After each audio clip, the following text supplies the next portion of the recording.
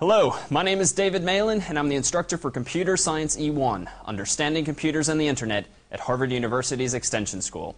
You're watching one of our videos of the week. For more such videos or information about this course, visit us on the web at computerscience1.org. Enjoy the show.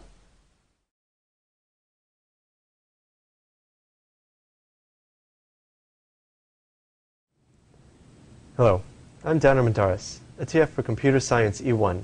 You're watching one of our videos of the week. In this video, I'm going to talk to you about a browser walkthrough. We'll compare and contrast the major browsers that exist out there today. So first, let's talk about them from a user standpoint.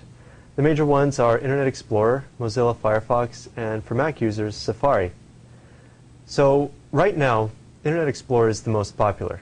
It has the largest market share, but Firefox is quickly catching up.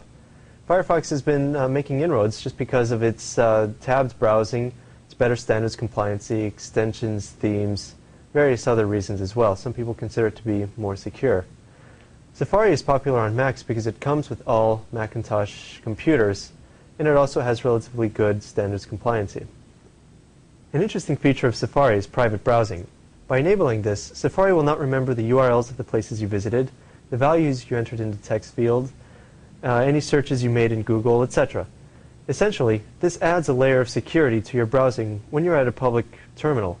So, for example, you may wish to check your email over the web, and it will not remember any of the values that you entered in. It doesn't matter which web browser you choose, the three work relatively similarly. You type in the web address at the top, you hit enter, and it takes you to the web page. Where the web browsers can differ greatly is from a developer standpoint. You can code a web page for Internet Explorer, and it may look very different in Safari or Firefox. Likewise, you could code a page for Safari, and it may look pretty good in Firefox, but Internet Explorer it may look very different. It's relatively common practice for people to create web pages for one specific web browser and only test in that browser, effectively locking out people with using other web browsers from using that web page. This isn't necessarily a smart thing to do. Even though Internet Explorer has the greatest market share, do you still want to lock out 25% or more of the population that are viewing your web page? Even though all web browsers show standard web pages, the way that they can interpret HTML, XHTML, and CSS can be very different. For example, if you go to the ACID2 test, you'll notice that across different web browsers it'll look very, very different. Granted, this test only shows relatively esoteric commands in CSS, but still, it's a valid point. Other things as well, such as images, can show up differently. In Internet Explorer 6, for example, doesn't properly show the transparency of a PNG file, while Firefox and Safari can. Even various web-based technologies are browser-specific. ActiveX, for example, is Internet Explorer only.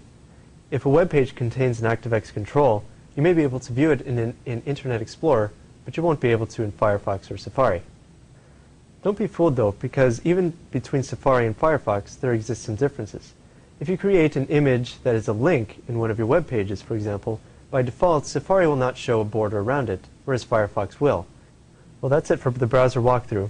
My name is Dan Armendariz. Thank you for watching one of our videos of the week.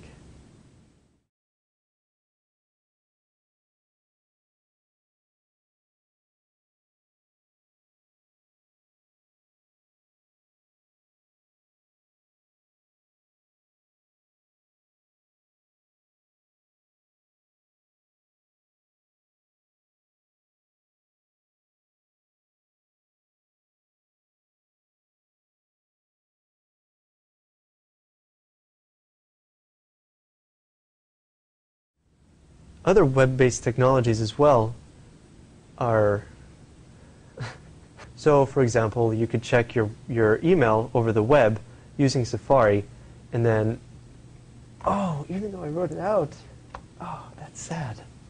Even though all show, oh, this is embarrassing. Look at this, I can't even get through 4 words.